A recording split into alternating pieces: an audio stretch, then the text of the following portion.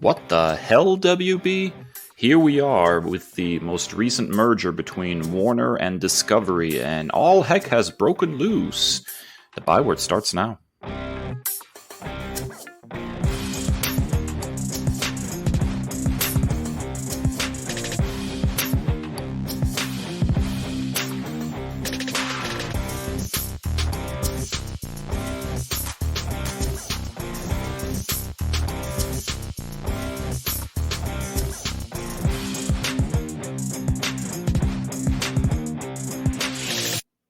Ladies and gentle nerds, welcome back to another episode of the Nerd Byword podcast, episode 116.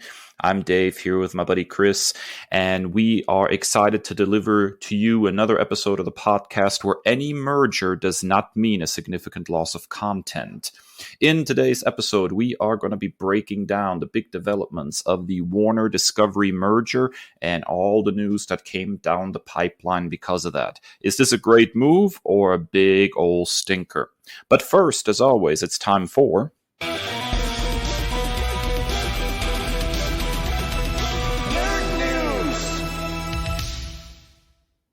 All right, Chris, what's new in the nerd world? Well, it's been a couple of weeks.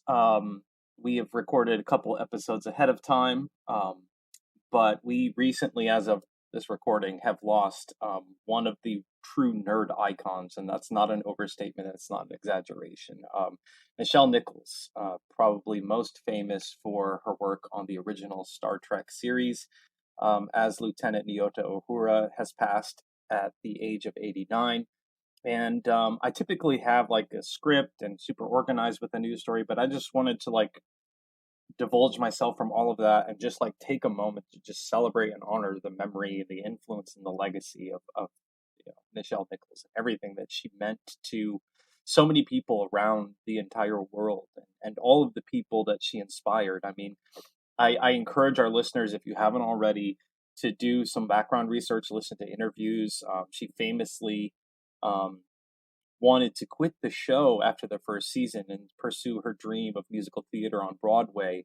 And then she ran into none other than Dr. Martin Luther King Jr. at an NAACP event, who revealed that he was a huge Trekker and like it was the only show that he and Miss King would allow their children to stay up and watch, and how influential it was because it wasn't just a black role or just a female role. It was a truly equal role. And so that encouraged her to stay on and continue the show. And then after that, the show's cancellation, she went on to work actually with NASA and recruit women and minorities into their space program and send people to space. Sally Ride was recruited to this program.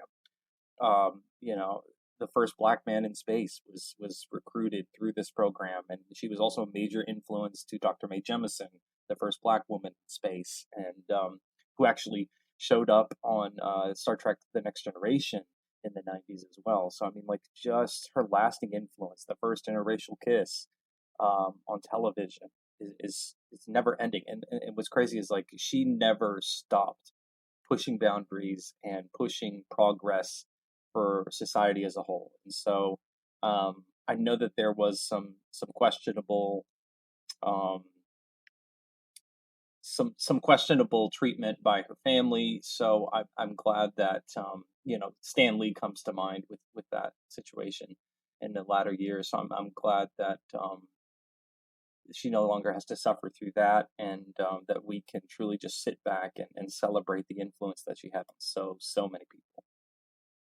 Yeah, I have mad love for the original Trek series, and particularly when placed in the historical context of the 1960s and what it meant to have a Star Trek show that was so forward looking, that to aim to have as much representation and diversity as possible on a bridge crew in the mid 1960s as it did was incredible. And say what you will about Roddenberry at the time and some of the questionable choices he made both then and later in life, but that sort of forward looking is just so cool, and so many of that original crew is so important to so many people. Nimoy, and of course Nichols, and so anytime we lose one of these trailblazers, now that they're kind of falling one by one,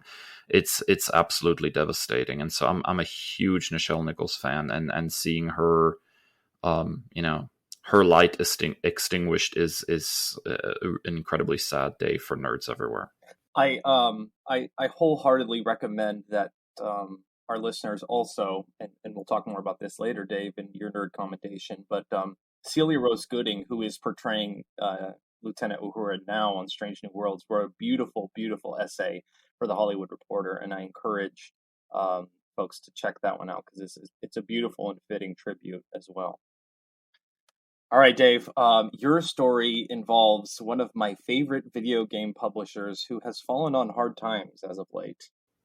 Yeah, it appears that Chinese conglomerate, I don't even want to call them like a video game publisher necessarily, but like more of a media company with, investments and feelers in companies globally, Tencent, is looking to expand its investment in Ubisoft. So this company has, feelers in all sorts of different companies. They already own 5% of Ubisoft's of the Ubisoft company, and now that Ubisoft is struggling financially, and has even fended off just a few years ago sort of a hostile takeover. It now looks that Tencent is looking to spend a little more than 10 cents. You know the pun was coming, guys. Hey. To further invest in the company. And they're so determined to make this happen, according to a Reuters report, that they're willing to pay up to nearly $104 a share, which is more than double of what Ubisoft stock is currently worth. And not just are they going that route, they're also trying to specifically go after the stock owned by the Guillemot family, which is the founding family of Ubisoft and currently owns somewhere around 15% of stock. So this company, it's kind of hard telling whether this is good or bad, or what this would mean. I mean, there's always there's a lot of discussion, especially recently with like stuff like services like TikTok and the like, and the Chinese based companies that are involved with those, and how much influence the Chinese government actually exerts on those kinds of companies. And that sort of question, hovers over Tencent to some extent as well, and how much that is going to impact, if they actually manage to have, a significant stake in Ubisoft, how much that will change direction of the French company. It's been sort of I guess you could say, like a fire sale in recent years, with various companies buying various other video game companies. Microsoft in particular is, been rather quote unquote guilty of that. They're right now in the middle of an acquisition of Activision. And so, there's been a lot of this kind of movement going on in the video game industry, and what that means long term is anybody's guess. I'm a big fan of Ubisoft, maybe not for all the same reasons as many others are. There's a lot of like, hey, they have the Tom Clancy license, which is not really the most interesting thing to me. I think some of the finest Ubisoft output ever was their Rayman games, their Rayman revivals. Rayman Origins and Rayman Legend. And I sure wish that the company would be on in a better financial footing, so they could take risks like that and maybe give us another 2D Rayman game like that, because they were absolutely fantastic. But yeah, I mean, this is just sort of a weird story in the seeing how this conglomerate is kind of slowly buying into a whole bunch of these various global video game makers, and what that might mean long term. Yeah, it's really weird. It feels like an arms race of sorts, like the proliferation of assets and like just capitalism to the nth degree with some of these video game developers. So I'm right there with you. I'm not sure what to make of this. I know that I know that Ubisoft has gotten themselves into hot water. I don't know what the commonality is for some of these video game developers to create these toxic workplaces and everything. Um, but Ubisoft is one of my favorite developers simply because of the Assassin's Creed franchise. Historical fiction has always been one of my favorite genres. Alexandre Dumas is my all-time favorite author. Everything from Three Musketeers to Count of Monte Cristo, and just so the idea that you can play in those historically relevant time periods and completely immerse yourself, storyline aside, is just fascinating. Just the initial concept has always grabbed me, even from a young age. Um, I'm right there with you on the Tom Clancy stuff. Some of those games are such a snooze. They were added to Game Pass, and like they're not even worth the download space. The one exception being the Division and the Division Two. I think those are fascinating and truly unique in their design and everything. A lot of the other ones feel like carbon copies of something like Fortnite or something of that nature. This PvP arena style gameplay just does not land with me. But the Division and Division 2 specifically is one of my all-time favorite games that has significant replay value, and they've really done well with utilizing that game. So I'm just hoping that if anything, if nothing else, this gives a shot in the arm to Ubisoft to continue making content that I love. Yeah, I mean that's sort of, I mean, the thriving hope, I think, right now among Ubisoft fans is just that the company gets to continue kind of as a standalone entity and not be absorbed into various and sundry other Tencent holdings. So here's hoping that that is not something that is on the horizon, Chris. Alrighty, folks, that's it for Nerd News. Stick around as we are getting ready to dive into the Warner Brothers Discovery merger and all the crap that is coming down the pipeline because of that for the nerd world. It's quite grim, folks, so stick around.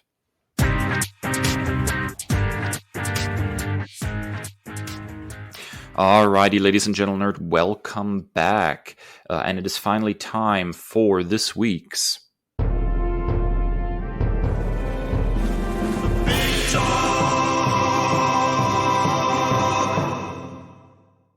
and a big talk it shall be, because, oh brother, Warner Brothers and Discovery Media have completed its merger, and oh boy, have a lot of things changed at the company that owns, among many other IPs, DC Comics. And so we have decided, Chris and I, that we're going to spend this episode diving into the three biggest screw-ups of this merger for each of us, and the three biggest things that Warner Brothers Discovery Zaslav Boogity Boogity Company, whatever they're calling it these days, should actually be doing to make some progress with their IPs. So, Chris, without further ado, what is the first big screw up to you of the Warner Brothers Discovery merger? It's the discovery of it all. I mean, like comparing these two. So it looks like within the next year or so, they want to combine this all into one streaming platform, if I understand it correctly. And maybe it's just my personal bias, but like the discovery of it all, like I I truly did not know that Discovery had its own streaming platform, like that it beyond Shark Week, that it was in demand enough to like to warrant its own streaming platform. And so it just feels like they're trying to water down something as I'm going to be honest, I think HBO Max is probably my favorite streaming platform, and the amount of content that they have, I think it even edges out something like Netflix or Disney Plus. Like that's where I go for most of my content, and then you're getting Discovery Plus and my HBO Max. It's just really, really strange, and it just it's a not so thinly veiled. Like they're not really good about hiding the power hungry like capitalism of it all, and like even with the mergers of something like 20th Century Fox into Disney and that acquisition, it wasn't as like gross as this, I guess is what I'm saying. Like it was much more seamless of a transition. Like, hey, by the way, we've added, the X-Men movies. Like, who cares? But I mean, like, they're now available on Disney Plus, and it was much more of an inclusive thing rather than we shall merge into one. Like, I'm not the least bit interested in Discovery anything. I'm sorry, but yeah. So it just feels like we're being ham-fisted into Discovery of it all. So the big problem here with this whole notion of merging these two streaming platforms is, you know, like if you use like HBO Max as the baseline, right, and then you just add the Discovery content to it as sort of a bonus thing, that's fine. But some of the flags that have been sent up are very weird. So first of all, HBO Max appears to be kind of just going away, including a lot of the stuff that was original content specifically being produced for the platform, and more on that later. And so it is not sort of a seamless transition, because from my understanding, they're going to start a whole new platform that is going to look and function completely differently from both HBO Max and Discovery, whatever that streaming service is called, Discovery Plus or whatever. Discovery minus, I don't know. And so we're getting this brand new streaming service, which by all indications from hints dropped is going to be more expensive. And so now people that are enjoying HBO Max are going to find themselves suddenly paying significantly more for additional content that they're not really interested in. And that's definitely a problem. And obviously we call this thing a situation, a merger, right? But is it really truly a merger? No, not really. It's more of a Discovery buying Warner from AT&T.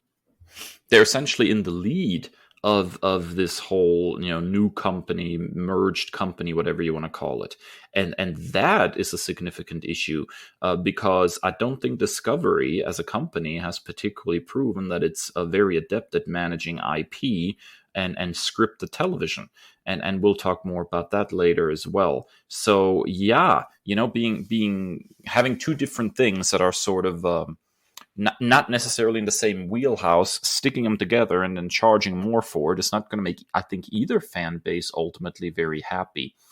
And finally, I think there's also a huge question mark about how much of HBO Max is actually going to end up on this new streaming platform, specifically the back catalog, because there's so many older classic movies, significant a library of like old Looney Tunes cartoons, all of the stuff that is not usually widely available in any other way is there on HBO Max. And it's not exactly clear if all of the stuff is going to make the transition over to this new streaming platform.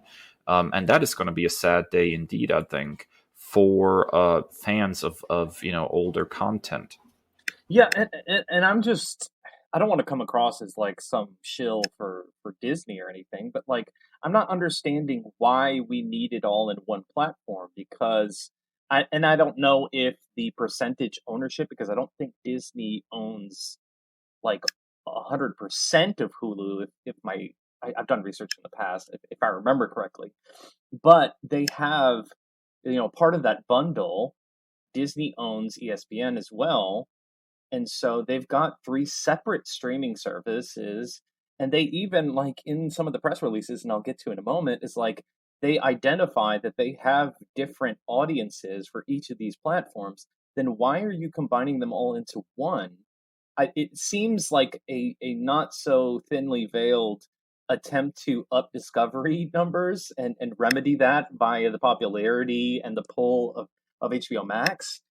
And then, but because like you have in that Disney Plus bundle, you get Disney Plus, you've got Hulu, and you've got ESPN Plus, and they all have very different types of content.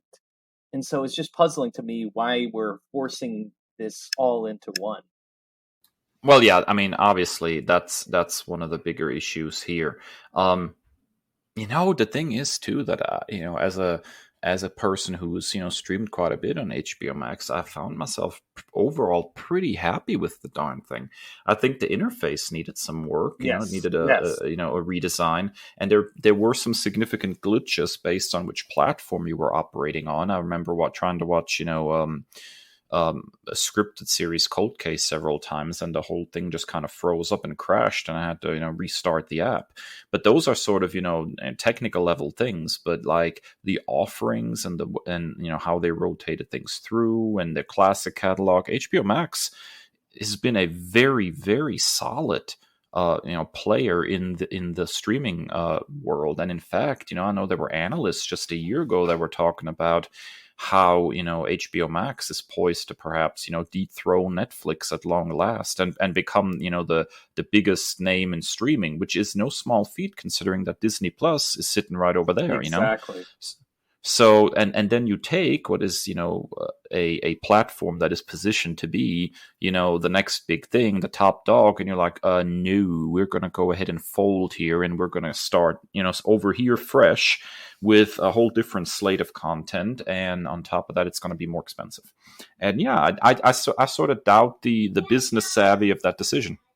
I think also that another change for particularly in DC content can't. I think you run the risk of losing a lot of people going through another significant change like this. How many mergers can Warner Brothers survive?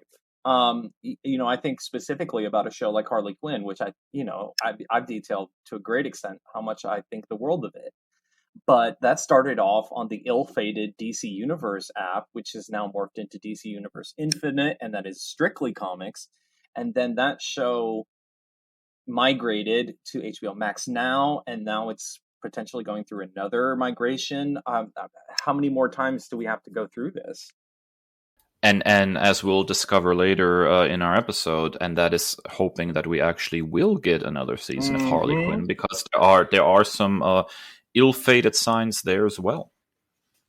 All right, Dave, we've rambled enough on my first point. What is this is the straw that broke the camel's back, I think, and started this whole whirlwind of nonsense. Yeah, so obviously we have a Batgirl movie that was coming, and there was a lot of excitement, I think, in the ether there among DC Comics fans. Um, the movie looked to be pretty darn interesting, and even if you weren't 100% convinced by some of the behind the scenes moves, there was a lot to commend it. We would, see J.K. Simmons playing Commissioner Gordon again, and he did a decent job in his couple of appearances back in the day. It's going to be Brendan Fraser's big, comeback, and potentially big screen comeback as the villain Firefly, and we were going to see a very ancient Michael Keaton reprise his role as Batman. Geriatric Batman, something to be excited for. But dude, I jest, but there were a lot of things going on here that were really exciting. Least of all, we had Leslie Grace, the breakout star from in the Heights, right? And she was going to be Batgirl. And on top of that, we had a suit reveal that was extremely faithful to the comic books, particularly the Burnside era of the character. And then, we have Adid El Arbi and Bilal Fallah directing this sucker, and they are fantastic. I mean, there's no way that you can't say that this is a great, that this is not a great team coming together to make this movie. As because of COVID and various shutdowns and everything, apparently the movie, which had received a $70 million budget and was originally slated to be released as an HBO Max exclusive, the whole budget ballooned upward to about 90 million. And still not, a hugely expensive superhero movie. There was even some rumbling before the merger that they were going to go ahead and give this a shot on the big screen. And so, since the initial announcement that this movie is now going to be shelved completely and forevermore, it now also came to light that initial test screenings of the movie tracked in the 60s as far as audience enjoyment of the movie, which is similar to the upcoming Black Adam movie, which is not shelved. So I think based on the Um, Based on what we know about the people involved in making the movie, and based on what we know about now the audience tracking, it appears to be that this was not a qualitative decision, right? This is a movie that was financed under the previous regime, basically by a completely different company, if you want to put not too fine a Right. point on it. And so now the move is, instead of releasing this and trying to make money off of it, we're going to go ahead and cancel it and take a tax write-off, which is going to apparently save them somewhere in the 15 to 25 million dollar range. Now, I would like to think that if they would have bypassed HBO Max and put this on the big screen, as rumblings were actually going for, they would have probably made significantly more money than that. But rather than take that risk and put additional money into promotion, advertisement, all that, they decided to take a knee here and say, no, we're not going to do this. We're just going to go ahead and shelve it. And now, just to be clear, unless this sucker leaks and is pirated like crazy, is very, very, very grim outlook for Batgirl. There is absolutely no reason to believe that they'll ever be able to release this, because they're doing it as a tax write-off. It's being canceled as a tax write-off. They can't make a profit off of something that they received a significant tax break for not releasing. So this thing is, for all intents and purposes, gone. Completely and utterly gone. And it is the most questionable decision so far, I think, that this new company has made. And I think there's a couple of things that we need to note here, right? And that is, this would have been the first, major motion picture that is based on Barbara Gordon Batgirl. It would have been, the first big appearance of her on the big screen, period. You have an incredibly, diverse cast. You have a diversity behind the scenes in the director's chair, and somehow that does not seem to gel quite with the vision of the new Warner Brothers Discovery leadership, which is something I will talk more about as sort of, we get further into the show, as far as like questionable decisions going on behind the scenes. But it is, I think, telling in a lot of ways that Shazam! Fury of the Gods is coming, that, Black Adam is coming, and that the Flash is, for all intents and purposes, still coming, despite all the behind-the-scenes drama surrounding star Ezra Miller. So, in short, this is baffling, and it's very, very difficult not to ascribe some non-flattering motives behind this cancellation. And I find this whole situation extremely baffling, and I stand by the prediction that if this movie would have been released to big screens, to theaters, even with a smaller budget like that, and even with only a modest advertising budget, I'm convinced this sucker would have recouped cost at the very least.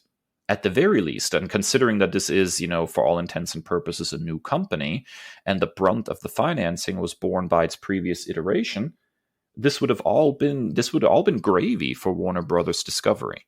So, WTF? Yeah, well, that's the title that I put on our Byword Big Talk in the folder, was WTFWB. Like, it doesn't make sense to me outside of Diana. Now, even me, as a relative newcomer to DC content, I can tell from the outside looking in, or as the new kid on the block, that outside of Diana, Wonder Woman, Barbara Gordon, Dave, would you agree with this assessment that Barbara Gordon is probably the most popular female character outside of Diana? Well, popular, in the comic books, I think you might go back and forth a little bit. But I think in pop culture, absolutely. It's like when we're talking about wider, like recognizable name it recognition. Is easily one of the most recognizable characters. I mean, we're still talking about a character that memorably had a role even in the old 60s Batman television show. There's high recognition for Barbara Gordon, for that version of Batgirl, absolutely, for that character, period. And I think even, with the tried and true method of shoving Batman into everything from DC and Warner and everybody involved, is at least this is like a varied approach on that. It's still Bat centric. And so that's still kind of like a stepping off point to introducing different content with still like a Bat family character involved. It's just wild to me, and I'm just thinking back like as a macro perspective, and just the PR nightmare that this is coming in as a consumer. Like, just you have, for all intents and purposes, a serial abuser. It's now new reports are saying that Ezra Miller has started a cult, an official cult. And so that is not enough to cancel the Flash movie, but Batgirl has no chance. You'd be hard pressed to convince me that a theatrical release of this film, with the strong following that Barbara Gordon has as a character, would not have made a good amount of money, at least a couple hundred million. I refuse to believe it. And so this just looks really, really bad. It looks like a PR nightmare. The new bosses come in and cancel all the old stuff, and we're gonna have law and order, and we're gonna be incredibly frugal. We're gonna reset everything. We're gonna change all the things. But that's all fine and dandy. But like, the ideas that they have set in place are not exactly promising. And you have this movie that so many people were excited for a multitude of reasons. Not only is Barbara Gordon going to be on the big screen for the first time, if not ever, then for the first time in a good long time, you have J.K. Simmons, who is, as a draw in and of himself. You have the well-deserved campaign behind Brendan Fraser making a return to Hollywood after like the horrendous treatment that he received. Um, like the immaculate show that is Doom Patrol, which, don't get your fingers crossed, more on that later. It's just bad. Like, it's not good. Like, it truly, in my opinion, shows how just tone deaf that these corporate suits, above all else, are with the content that they have. And I'll be more than happy to say this. This would be Barbara Gordon's first big screen debut, because the Batgirl featured in Batman and Robin, played by Alicia Silverstone, was actually not Barbara Gordon. Was actually a barber that was supposedly the niece of Alfred. That's what I thought. Yeah, so this would have been a first. Yeah. All right, Chris, let's go ahead and get into the second of your what the heck moments. It's just when you think that gender reveals couldn't get any more stupid. For me, this is just another indication that Zaslav and company are just completely tone deaf on with regards to like modern audiences, and they have such an antiquated outlook on what audiences want, what they enjoy. So they had this side by side presentation of their views of HBO Max versus Discovery Plus. Okay, and so I'm reading directly here. HBO Max, male skew, scripted, lean in, appointment viewing, home of fandoms, and Discovery Plus is female skew, unscripted, lean back, comfort viewing, home of genredoms, because that's a word. And so just forcing yourself into this binary thought of content is just so incredibly limiting. Why do you want to hold yourselves hostage by these self-constructed edifices instead of just leaning into the strengths of what you have? And maybe there are, loose ramifications here, or loose constructs, maybe, but like, creating such a strong sentiment for what you're going to do in the future, but then you're still forcing these two things to coerce into one streaming platform. It's just completely and hilariously tone deaf to me. The most hilarious thing to me at least, is how male skewing scripted, female skewing unscripted. So the argument is that females like unscripted materials and males like scripted materials. That is going to be a significant bit of news for my wife. Yeah. I'm going to have to tell her she's no longer allowed to watch scripted TV, which is, I think, pretty much the only thing she watches. That is, did you say, what did you say that they said? The Discovery's the home of geek what? Oh, genre dumb. Genre dumbs. Yeah, no, I think their genre is dumb. I think that's the whole genre of the people behind the scenes there. It is absolutely mind blowing to me that in the year of our Lord 2022 that we still have a major American company making like sweeping generalizations completely based on somebody's reproductive organs. Like, dude, should you not know better at this point? And if you're planning on making significant amounts of money, don't you think that you should be sure to not put people into these neat little boxes? I mean, one of the things I learned very quickly hanging out on social media, which, we've, chronicled multiple times, I was not the biggest participant of. One of the things I noticed very quickly is that some of the most outspoken, some of the most knowledgeable, and some of the most passionate people in the nerd world uh, are women. And so this idea that like fandoms are male skewing or something is absolutely the most ridiculous thing I've heard today. And I can tell you that this is going to affect their bottom line. You are exactly 100% correct in saying that this is antiquated thinking. You know what's wild to me is last time I checked, Sex and the City calls HBO Max home. I did not know that was an exclusively male audience.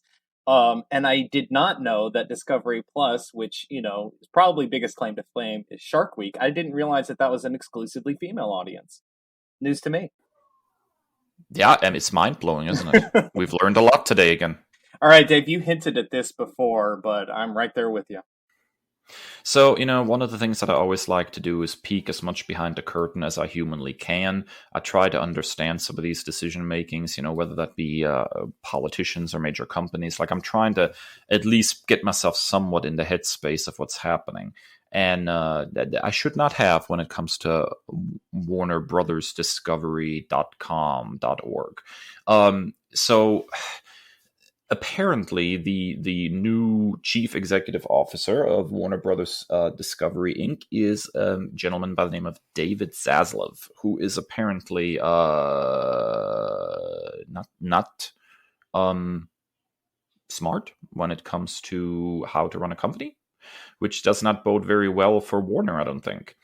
So one of the things that he, according to Bloomberg, was telling friends of his in Hollywood is that he would hire, quote, the best people he could find. Gender and racial diversity, while a factor, would not be his top priority.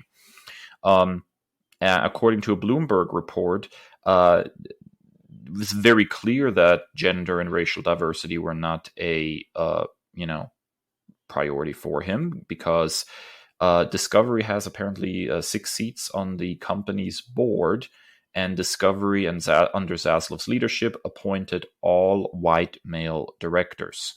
They were also kind enough to then go ahead and fire Warner Brothers chief Ann Sarnoff, one of the highest-ranking women in Hollywood, without filling her role, and replaced Warner Media's heads of communications and finance with white men from Discovery. And this is really kind of what I'm talking about when I'm saying that Discovery is in the driver's seat and David Zaslav is in the driver's seat, and he's just bringing as many white dudes, old white men over. I mean, it's starting to look like Congress over there. They're just trying to bring as many old white dudes over from Discovery as possible, who then put out a graphic like what you were referencing just a moment ago, that then tell women what they want. And so if you're going to run a company that is trying to create content that appeals to the maximum number of people, and tries to make the maximum dollars possible, which is, ultimately what a company's job is to just maximize profits. If that's really what they're trying to do, then maybe they need to get some more diverse viewpoints on that board of directors of theirs, because I have a funny feeling if there were a couple more women in the room when they made the decision to axe Batgirl, that might have not gone down as easily as it did, because it's very easy when you have 4 movies coming for sure that were created still under the previous regime. 3 of them are male-led and 1 of them is female-led, and the female-led one is the one that is canceled. Yeah, I think that's a problem, and I think this is going to come around and bite them in the butt if they're not willing to diversify a little bit the viewpoints that are being represented on that board of directors, Chris. Yeah, and we detailed this a great deal, but both of us being straight white men, you know, as well as our intentions might be, we still have blind spots. And so filling that room with an echo chamber of old white maleness is only going to exacerbate that problem. And it's no surprise how shockingly tone deaf all of these approaches are. So I mean, it's incredibly wild. I'm just speechless at this point. Like in 2022, that this is still the approach with a new regime. You really think that this is going to be an effective strategy moving forward? No, apparently they do. And look, as you mentioned just a second ago, we're just a couple of straight white dudes that really, love nerdy stuff. And, I think what it comes down to is this. While acknowledging my own old nerdy whiteness, I'm also just going to stand here and say that I like diversity, diverse voices. I like diverse viewpoints in my media, because ultimately one of the fun things of being exposed to content is that I want things that I'm not familiar with. Right. I do not want the stuff that is, that I know best constantly represented in my media, because at some point that gets a little boring. I know what I am, but I like, learning about, different cultures and different religions and different, regions in the world and their history and all of those kinds of things. And so diversity in content creation is incredibly important, because you don't just, especially if you're part of the majority, you don't just want to see constantly the same viewpoint reflected back at you. You want to see new and different. That's what catches your attention in content.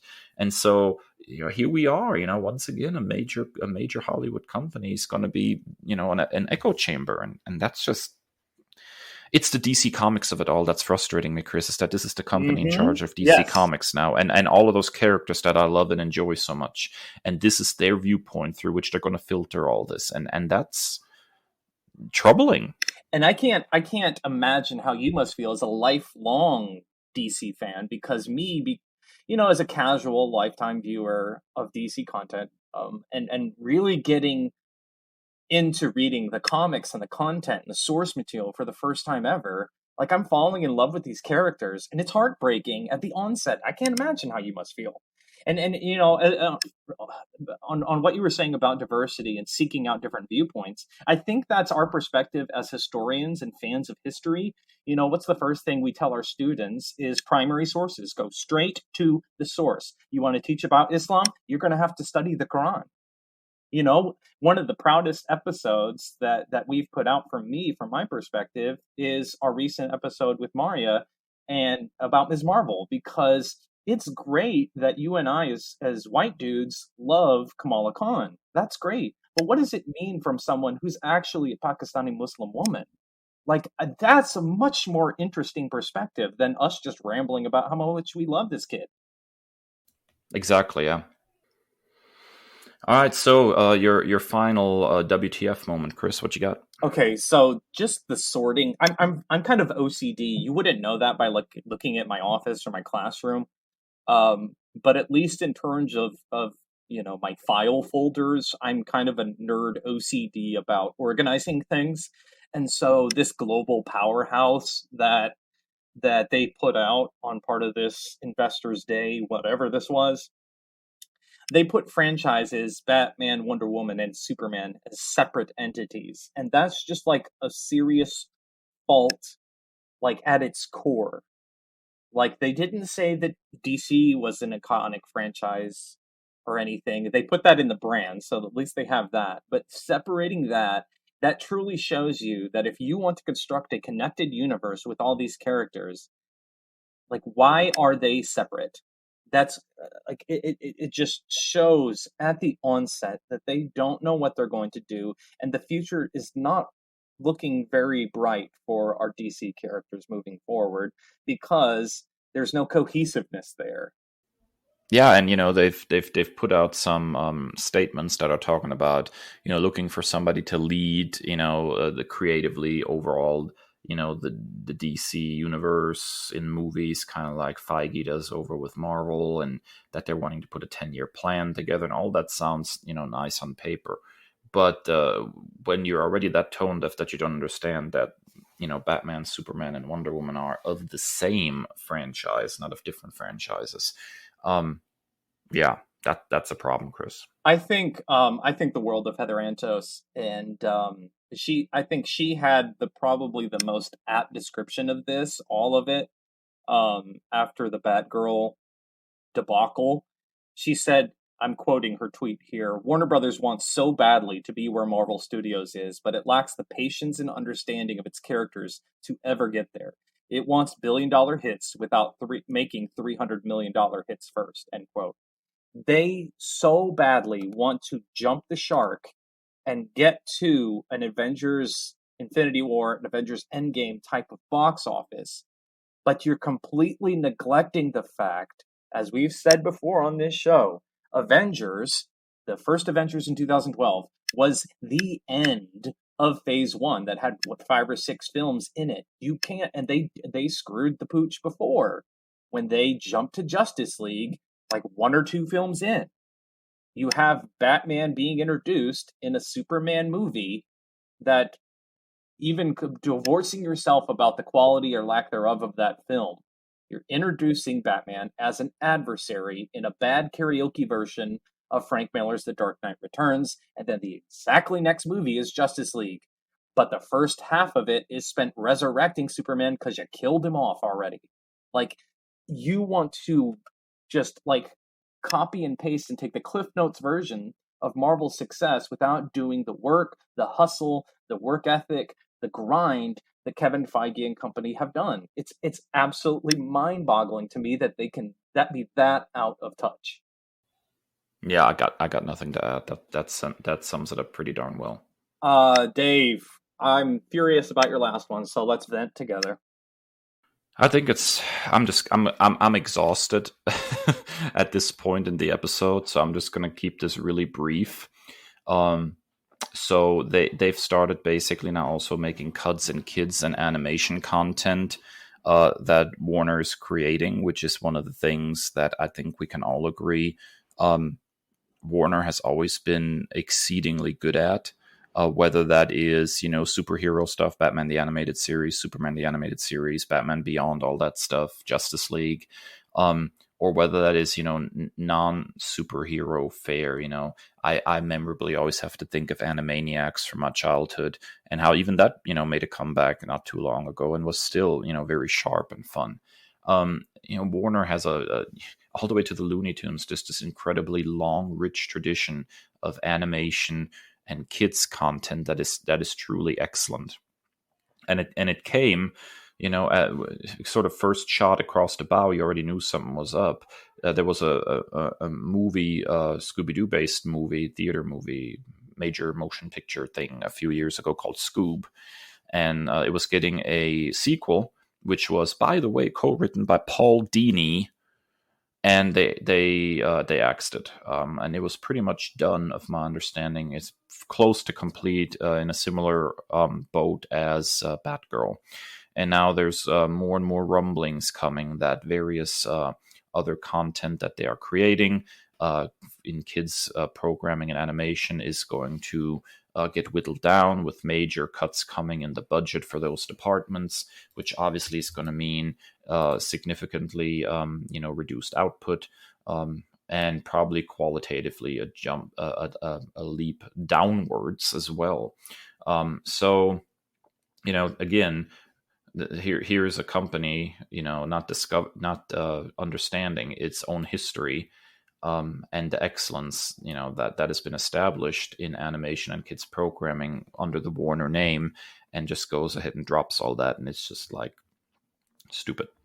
It's wild to me, that the one area that DC has run laps around Marvel and has had Marvel in a chokehold for decades is animation.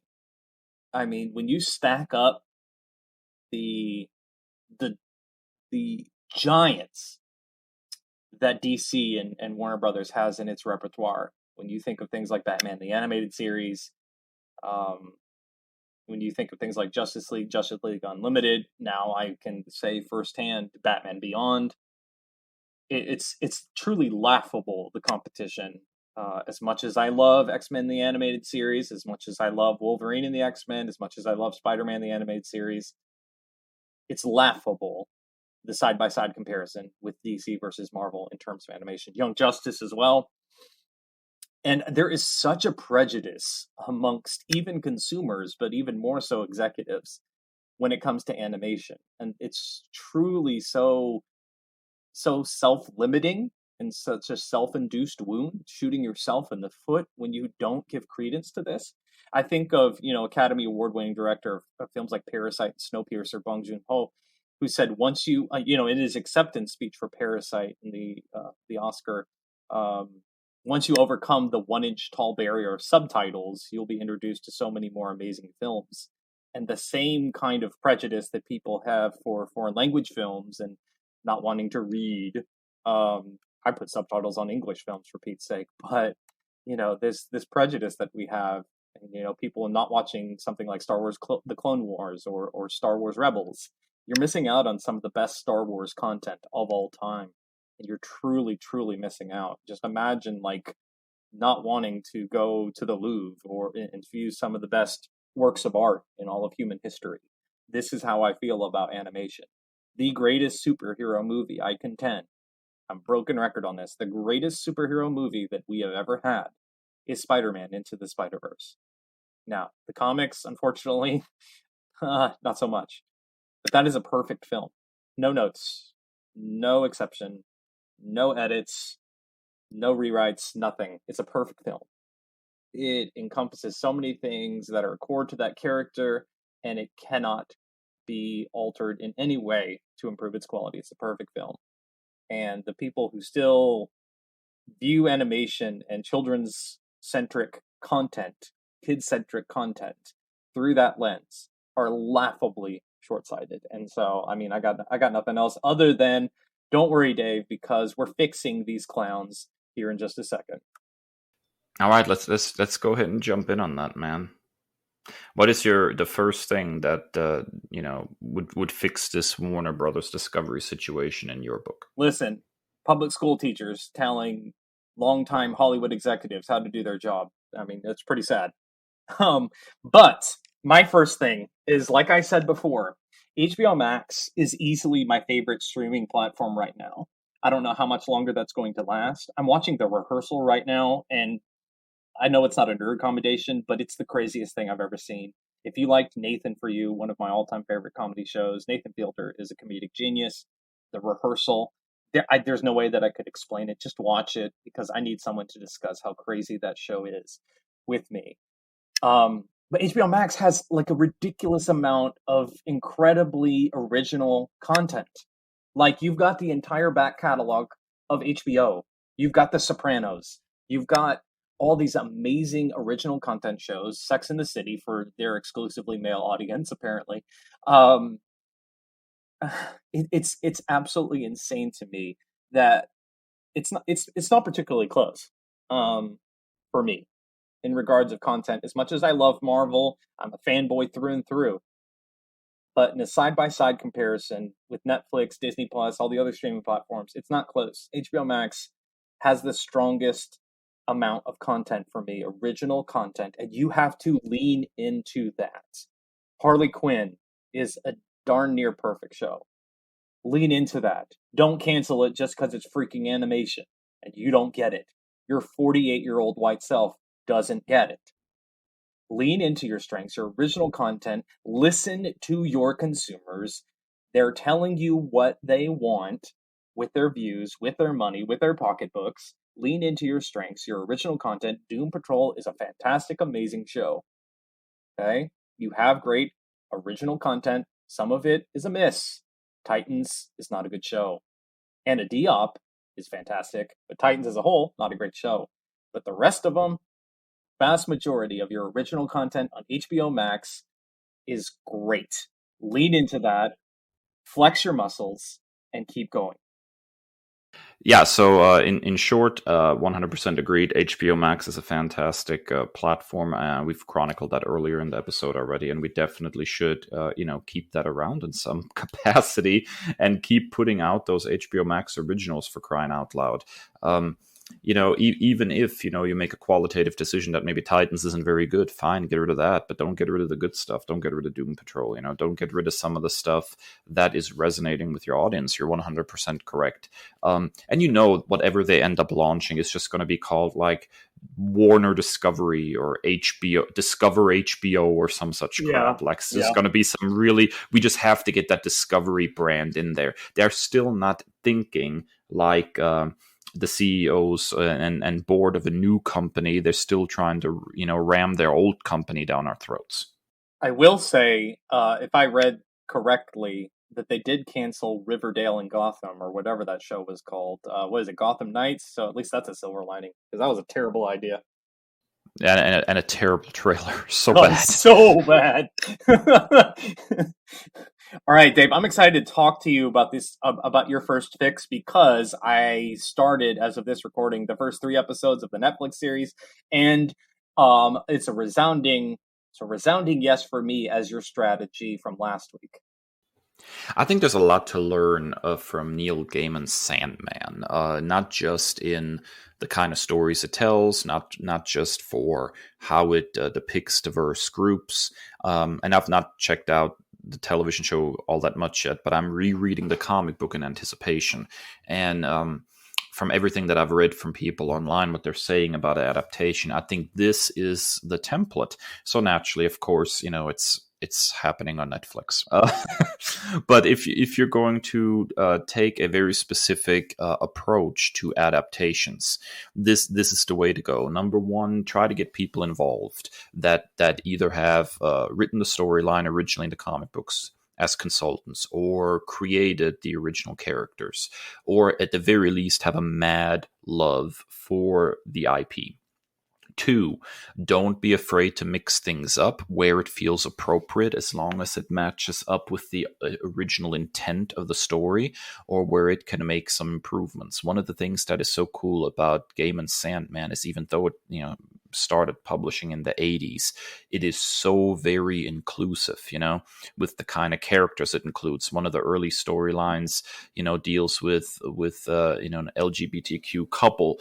There is a very, very popular trans character that pops up, and we're talking about a comic book that's now well over 30 years old. So make sure that you have people involved that know and or love the property. B, don't shy away from leaning into those kinds of diverse strengths. And C, just put your money where your mouth is, and make these kinds of properties happen, because Sandman, although hugely acclaimed within the comic book world, is not exactly that much of a known entity outside of comics, right? So if you take something like that, and I'm saying this as a John Over Superman fan, but don't just worry about the Supermans and Batmans of the world, but go after some of those IPs in your library that may be very well known and loved within the comic book community, and that represent a surefire investment to bring it to a major audience. I predict at this point that I think the Sandman adaptation is going to be very, very popular in the long run. Whether Netflix decides to continuously renew it or not is another problem, because hey, we're talking about Netflix here. But I think it's going to bring what made Sandman so great as a comic book to a much, much larger audience. And so Sandman so far, not just a comic book, but even now the adaptation, gets it. And I think there's a lot of lessons to be learned from that property. And if they had any kind of brains, Warner Brothers Discovery's board would be sitting around looking at this and saying, okay, what about this resonated with the original audience in comic books? How does that translate into mass market appeal with the adaptation? And what did it take for the adaptation to capture that beloved quality? And what it always does take is original author, original artist, or people, even if original artist and writer are no longer around, people who have a mad love and understanding for that property. So Sandman to me is the blueprint. Yeah, and I know I don't want to seem disingenuous because we said earlier enough with the old white guys, but like back up the Brinks truck and recruit Gaiman specifically, like if you can afford him. But like I think you nailed it when with the comic itself, and I'll talk about this spoilers, but next week's nerd commendation of this show is Gaiman in particular seems like one of those guys who just gets it and is not he's willing to evolve with the times. In a world of William Shatner's and unfortunately Chris Claremont's, as we discovered this past week as of this recording, they never evolved with the times, and as progressive as they seemed back in the day, they kind of just stayed there in the past. Shatner seemingly stuck in the 60s, Claremont in the 80s, and they're bitter old men now. Gaiman has evolved with the times, and even just through those first 3 episodes that I've viewed, they've gender swapped roles, they have race swapped roles, and it is for the strength of the storytelling. And it is it's an incredibly relevant 2022 product. But again, I don't want to get too far ahead of myself because I still have 7 episodes to view. But I think it takes that kind of perspective to connect with modern audiences because we're not in the Stone Ages anymore. And it takes that type of outlook on things to really make a connection. Yeah, that's exactly what I'm driving at. So, you get me, Chris. All right, so what is your second fix for the situation? Well, you hinted at this just a moment ago, but make us care about the obscure characters. I think the crowning achievement in the Marvel Cinematic Universe and Kevin Feige and company is, for God's sake, Dave, we love a freaking anthropomorphic tree and raccoon. Come on. Ant-Man is a box office hit who's getting his 3rd film. One of the campiest Marvel characters, Thor, just had his 4th film with plans for a 5th, maybe a 6th. Now, some of those aren't obscure characters, but I mean, Marvel can really just make you care about C and D list characters, and so much so that they've got stan accounts on social media because people care about these characters that they're introducing on the big screen for the first time. It can't all be, and I know that we said we want the holy trinity of DC on the big screen, but like we want Nubia, we want Martian Manhunter, we want Hawk Girl, we want Jessica Cruz, we want more than one we can't even get freaking Green Lantern on the screen again after that debacle of a film. We want Jon Stewart, probably the best Green Lantern, arguably. Forget favorite, probably the best one. If you're honest with yourself, it's probably Jon Stewart. We can't even get characters like that are mainstream DC characters because they keep shooting themselves in the foot. And so if you get detail-oriented people who love these characters, let them tell their stories and back away. Like you've got to lean into the content. And I think Kevin Feige even said that in a Reddit post of like truly just loving the IP, loving these characters, and the rest will take care of itself. And so this is where we can shortcut a little bit because that was literally my next point, is get people who love the IP to write and direct, not business pencil pushers. You're exactly right. When somebody comes, in with honesty and a love for the characters, then it doesn't matter if they're making a Superman movie or a movie of The Question. Yes. It doesn't matter. There's going to be something on the screen that's going to resonate with fans. So at this point, just for crying out loud, just stop getting people who don't have mad love for these characters who come to the table thinking that they have to modernize them or reinvent them or improve them in some way. There's a reason that some of these IPs have lasted since the 1930s, for crying out loud. They are beloved already. There's already something there that resonates. They don't need to be completely put through the ringer. I'm side eyeing Zack Snyder just a little bit here, because I always got the impression that he had a certain kind of story he wanted to tell, and the characters of DC were sort of ancillary to that, rather than coming to the table with a mad love for the characters as they are. And so to me, that is what I'm looking for. And I think that's one of the things that Marvel does well. Can we critique Marvel and some of the things it does? Absolutely. Does it sometimes lean way too hard into humor? Absolutely. Does it not let the dramatic moments sit? Absolutely. Did it take way too long for them to diversify the kind of movies they're making? You betcha. But at least it feels like the people making these movies love these characters. And that has to be point zero. That has to be the starting point. Yeah, and I say this. I was hoping we get through the entire episode without the S word, but alas. Um, I had to. but as I say this, as a mutant fan, as a member of the Mutant Society, please learn from our mistakes with regards to filmmaking. Please learn from our mistakes. It's famously been chronicled that the directors of all those X-Men franchises truly did not care about the characters they were working with. So much so that they would just change characters that were cast on set while producing the film, while shooting scenes. They would just change characters.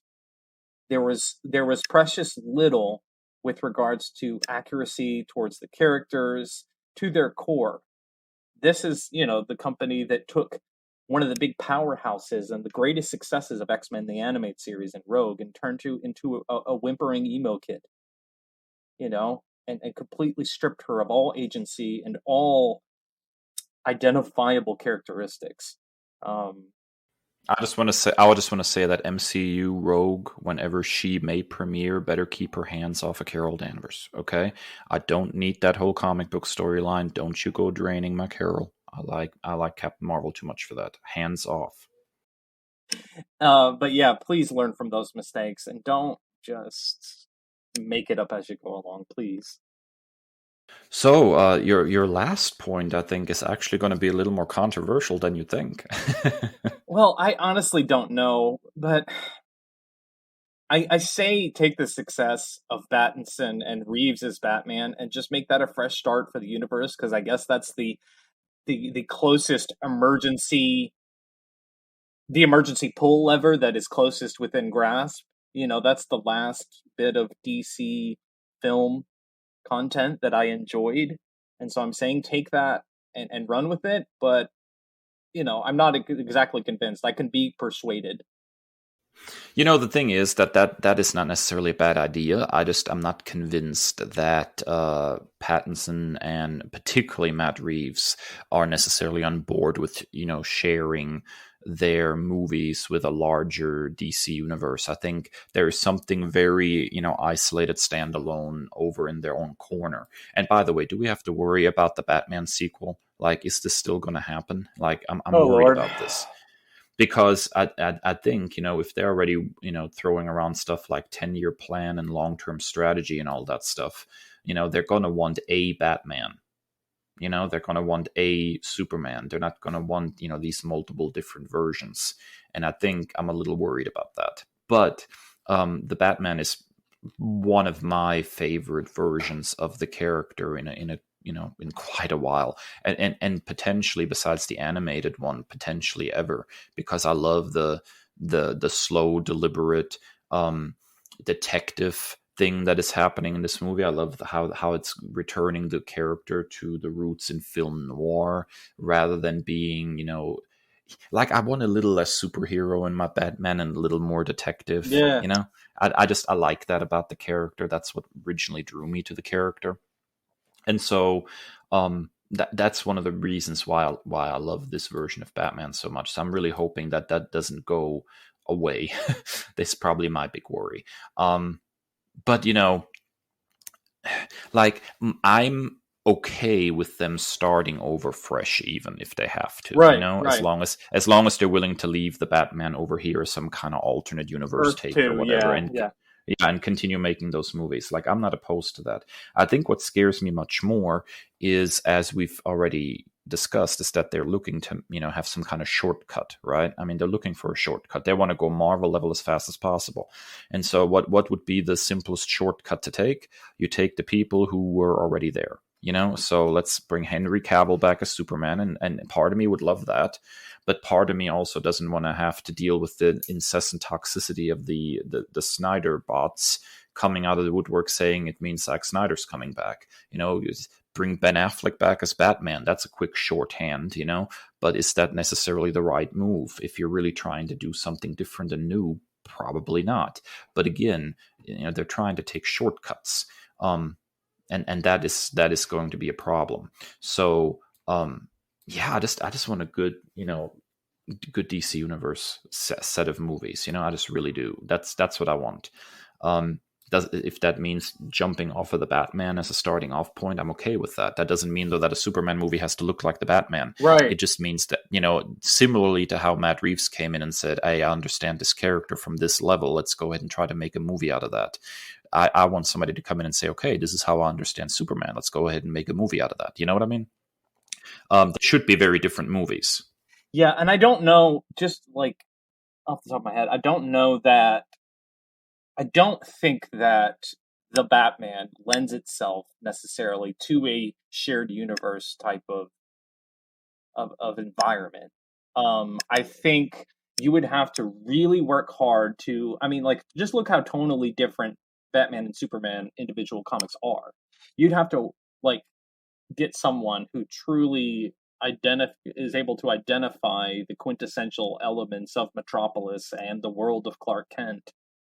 If you wanted to go that route, I'm also not completely devoid of cutting it off whole cloth and starting anew.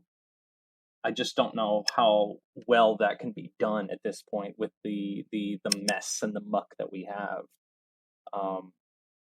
But yeah, Dave, I'm interested to dive into your last fix, because I'm interested to see what exactly this ambiguous notion is. Yeah, so the company has already made a statement that they have a 10-year plan and that they want to make big spectacle movies, that every one of their DC movies has to be a ginormous blockbuster level thing. And of course, what they're looking to do is, they don't want a Batgirl movie that costs $90 million to make. They want they want a Batman movie that costs $250-300 million to make. That's what we're talking about here. They want these ginormous blockbusters. But I think they are underestimating the damage that has been done to the various properties in the mainstream audience. Like when I went to see Man of Steel, my wife tagged along and she was like, "Well, it was all right." And then I dragged her back to Batman v Superman: Dawn of Justice. Did you have lawyers? Did you have lawyers on the phone after that? My wife just looked at me afterwards and said, "I don't think I'm going to do another one of these." And my wife, although she has some nerdy tendencies, is not like, hardcore dyed in the wool comic book nerd like I am, And so I keep going back, hoping for better. I kept going back, hoping for the movies I've been looking for, But I think a lot of these properties have been hurt in the public perception. There is this sense now, and I hear this all the time, even when I'm talking to my students. It's like they ask, "Are you Marvel or DC?" And I say, "I'm DC," and they're like, "Really, DC?" Like it's a damaged brand in the public perception. So you do not need to come roaring out of the woods hoping for $1 billion movie. You need to start restoring some faith in the brand. You need to put out some good quality movies, even if they're smaller scale, even if they're more modestly budgeted, as long as you're willing to tell a good story and try to earn back the trust of the general audience. I want this ginormous, amazing Superman movie. I certainly do, but I don't think that's necessarily the right starting point for a revived or resuscitated DC universe. I think maybe something like a Batgirl scale movie would have been a good starting point. You can slowly gain people's trust back. I mean, for crying out loud, let's talk about the time when Batman needed to earn people's trust back after Batman and Robin. What was Batman Begins' budget? Batman Begins' budget was $150 million. That is a pretty well budgeted movie, but it was also a really good story. Now, what was the box office? The box office was apparently $373.7 million domestically in the United States. Now, this is not a $1 billion movie. And that's okay, because it restored people's faith in the brand. And then you come out with the next one, and suddenly the Dark Knight is like this critically acclaimed darling that shovels money. You can't come out from point zero and think you're going to be able to make a $1 billion movie. You have to take a little bit of time restoring the brand. Yeah, and that's I'm looking it up right now. It had the Dark Knight had $185 or $180 million budget and had over $1 billion in the box office. So like you start slow and you absolutely nailed it, and then you can build towards something, and that builds anticipation. I mean, think about that just from a storytelling. We're both writers. A storytelling perspective, you have to build that storytelling so you have stakes and it means something. In order for it to pay off. And I think, the reason I say break glass in case of emergency and just continue going with the Battinson universe is because those same students, were excited about the Batman movie and its quality. And so I think it was a step in the right direction of like rectifying the DC brand for like the general audiences. Oh, no doubt, no doubt. Alrighty, folks, how do you feel about the whole Warner Brothers situation? Oh, pardon me, Warner Brothers Discovery. Please, feel free to find us on social media and tell us how you feel about it. We are on Twitter and Instagram at NerdByword, and individually at ThatNerdDave and at ThatNerdChris. And after this short break, we are coming with our final segment, a couple of cool nerd commendations, so stick around.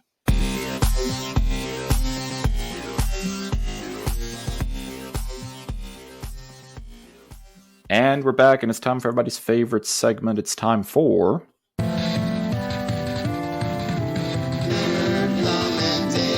Commendations. All right, Chris, we're going back to the well here, apparently. What you got? Yeah, we both are coming back with part 2 nerd commendations. Mine is just a couple of weeks old, but I needed to revisit it. I typically don't like to put something in nerd commendations until I've completely consumed all of it. If it's a comic series, I've read every issue, or if it's a show, I've watched every episode. But I jumped the gun on the recent release of WWE 2K22 as I'm slowly immersing myself back into professional wrestling. The recent quote unquote retirement of Vince McMahon had me interested that Triple H is now the head of creative. I found a way to watch AEW, so I'm getting back into pro wrestling, and I'm enjoying what I'm seeing, and part of the reason for me to get back in was the purchase of this game. And so I previously chronicled a couple of weeks ago how much I enjoyed like the created superstar, the My Rise mode of the game, and the My Universe one, where you can go with either a particular character or create everything yourself on a particular show and make all the matches and all of the promos and all of that. But I neglected to check out these other game modes, so I just wanted to create a part 2 of this nerd commendation because it was strong enough of an enjoyment level to warrant it. There's a showcase mode. If you're a Rey Mysterio fan, like he's the cover athlete of this game, celebrating his 20 years at WWE and even beyond that, his days in WCW. And this was like one of the most innovative things I've ever seen in a video game or a sports video game. Showcase mode, you recreate and relive the biggest matches of Rey Mysterio's career.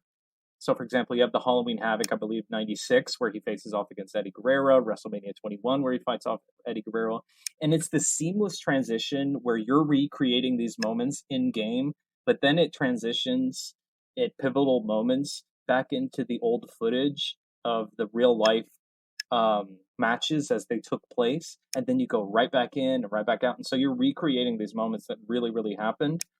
And then back and forth, and it's just really, really cool to like immerse yourself in like a time machine, if you will, Now it is completely Rey Mysterio centric, so if you're not as big a fan as I am of that character and like the luchador style of wrestling, which I am, it might not hit as much for you. But I'm a huge Rey Mysterio fan. You know, being a huge fan of Latina culture, it really, really resonates with me and my fandom. But that's just like, even if you're not, just the innovation and the willingness to listen to the valid criticisms of the tire fire that was WWE 2K20, and to introduce something 2 years later that's this innovative and this unique is really, really, really cool.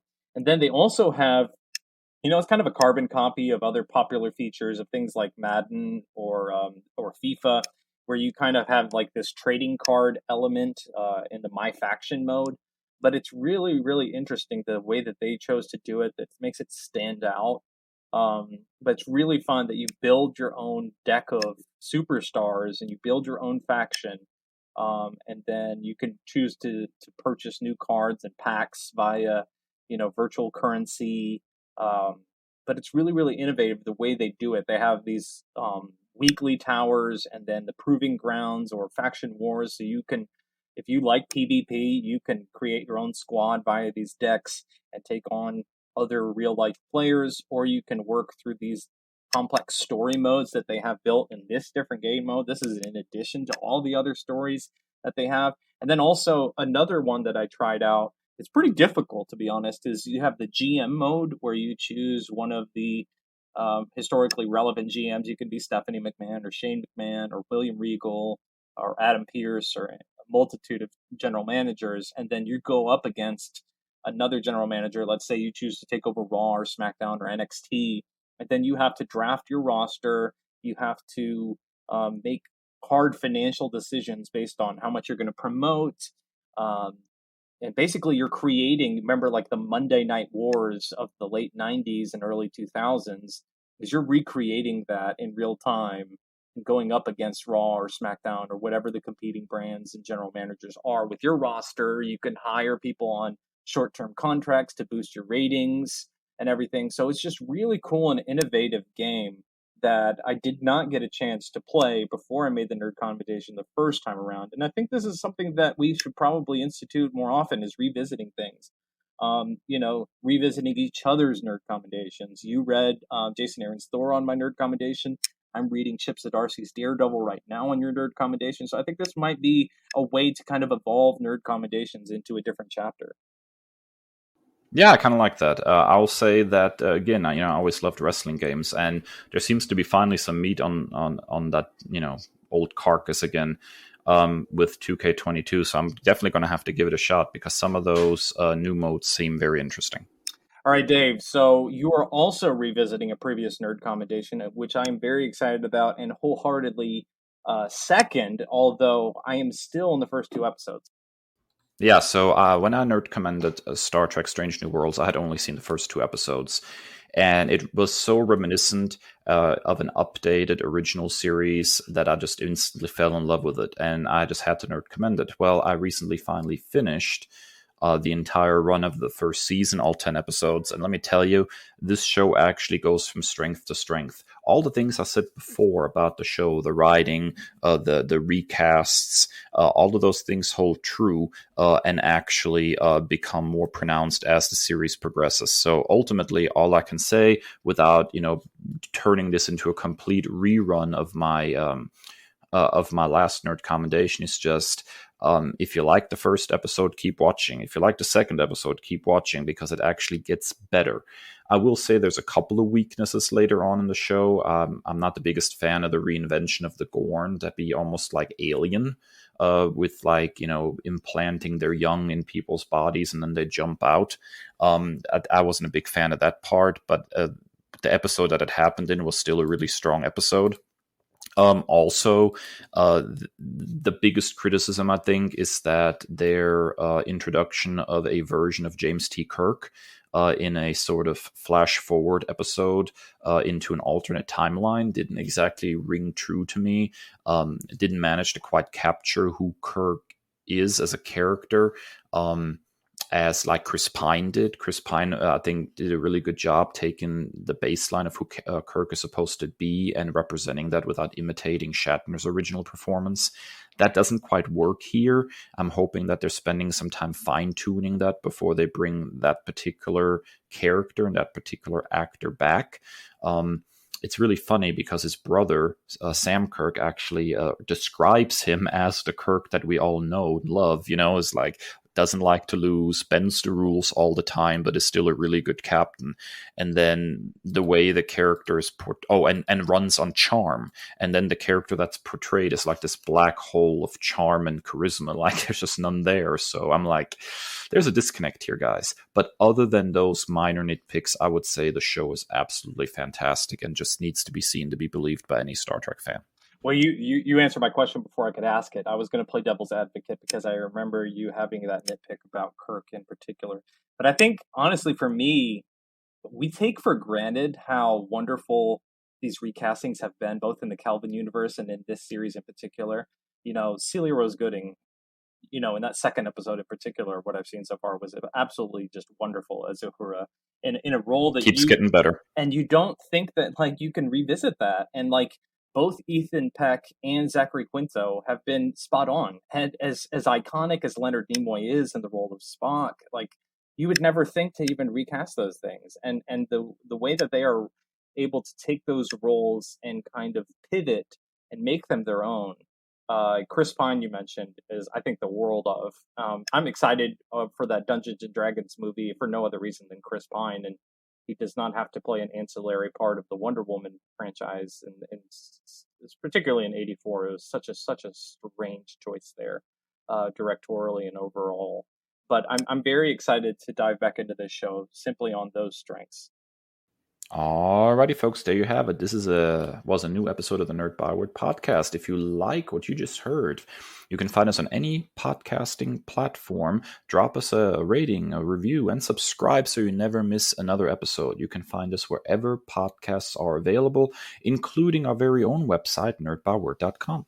And be sure to follow us on social media at Nerd Byword on Twitter and Instagram, that Nerd Dave and that Nerd Chris individually. Be sure to visit our Linktree bio, our Linktree link in each of our social media bios for more goodies. You can find all of our podcasting platforms, our merchandising shops on TeePublic and Redbubble, and all the other good stuff from the Nerd Byword. We thank you for listening, and as always, stay well and stay nerdy. The Nerd Byword is written and produced by Chris and Dave, two nerds with a love of all things pop culture. The podcast features music by Al Jimenez with additional drops composed by Joe Biondi. Our show art is by Ashery Design. Find us at nerdbyword.com and wherever podcasts are available.